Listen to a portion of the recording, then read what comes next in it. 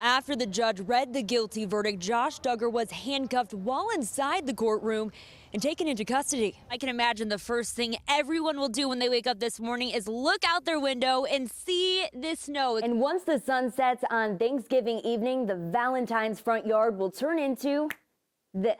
And if you look closely, these tires have these metal studs which will bite into the ice, and much deeper tread which will help with the snow. All of this will provide much better traction on the roads.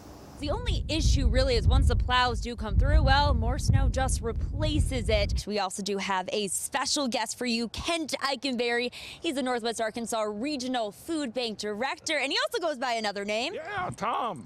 Tom the turkey. I'm here on hole 15, just across the pond from our photographer, and greenkeepers are out right now rolling the greens, preparing the course for the week ahead.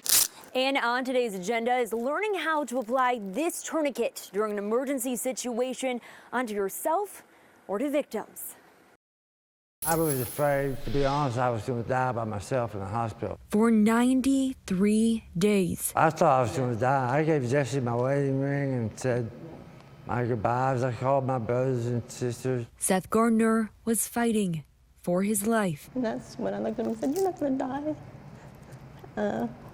And she said, I'll never forget it, she goes, "Well, if it comes to that point, then everyone will be allowed in to say goodbye." And it was then that I realized how bad it was.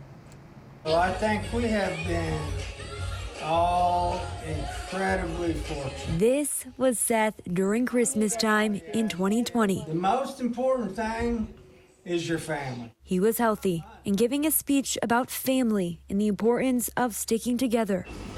Just 2 months later, he was diagnosed with COVID-19. I don't drink, I don't smoke, none of that stuff. I exercise, I'm healthy. While in the hospital, he spent 43 days on a ventilator. He was diagnosed with COVID pneumonia and lost 65 pounds. He says COVID affected the part of his brain that controls his tongue, speech, and swallowing. The pulmonologist at Little Rock said that you were in the top 5% worst cases, for sure, and that only 2 people have woken up.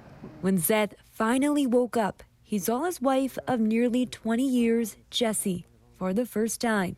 I can tell you that your family are the ones that lift you out of the gutter when you're in the bottom. And Seth says this speech from Christmas time still holds true today and every day. Without my family, I don't think I would have made it out of the hospital. Well, everybody needs to save themselves and take the shot because they do not want to have to go through what I went to. Reporting for 4029 News, I'm Kendall Ashman. You thought you were going to get all of them. It's been over a year since Jane Waters heard these sounds in her home. 2 spades. Pass. It's called the Wednesday Morning Bridge Club that plays on Thursday morning. And we don't know why we changed the name or when we changed it. It's a sisterhood. Yeah. A group of 8 women that have been playing cards for decades. 56 years. Well, I moved here in 72, so almost 100 years. Today, all 8 ladies are fully vaccinated. And I called them and I said, I'm having bridge on April Fool's Day. And this is not an April Fool's joke. I'm having it. Be here. Showing up at 9 a.m. sharp. Everybody got here on time. We usually, some of them straggle in, but everybody was here. I think everybody was excited to be back today. That's because over 5 decades of bridge came to a halt last March. We've been through divorces, we've been through deaths, we've been through marriages. But this separation may have been the hardest. We have missed our friends more than, and the visits more than the bridge. Relying on phone calls and a group text. We're having a cell phone 101 after we get through playing cards today. These ladies say no matter what happens next in life, Even though we're all getting older, we'll be around. from now on, they can count on bridge every Thursday morning. Beautiful day to be April Fool's Day. God played an April Fool's joke on us. Reporting for 4029 News, I'm Kendall Ashman.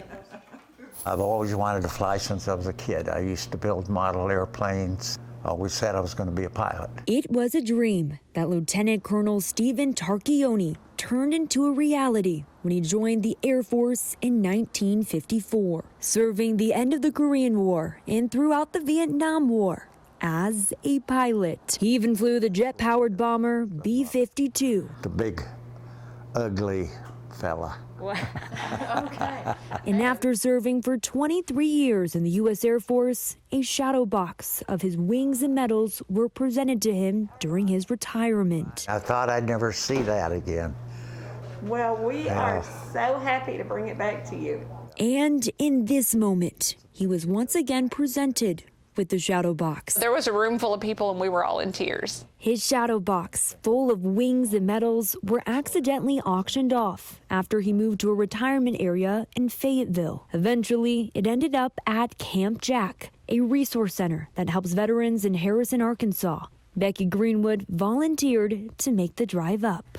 To be able to bring something so precious back to him and to his family is just unbelievable. It's irreplaceable. Absolutely. Feels like I'm holding on to the past. The most sacred memorabilia. How can you explain something that was so much part of your life? Thought to be lost. That you treasure it. But now, he says it will be hanging on his wall once again. It'll be sitting up somewhere down there. I'll make sure that I know where it's at.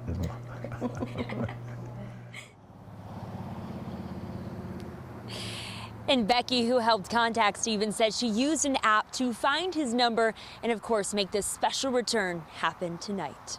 We're live in Fayetteville. I'm Kendall Ashman, 4029 News.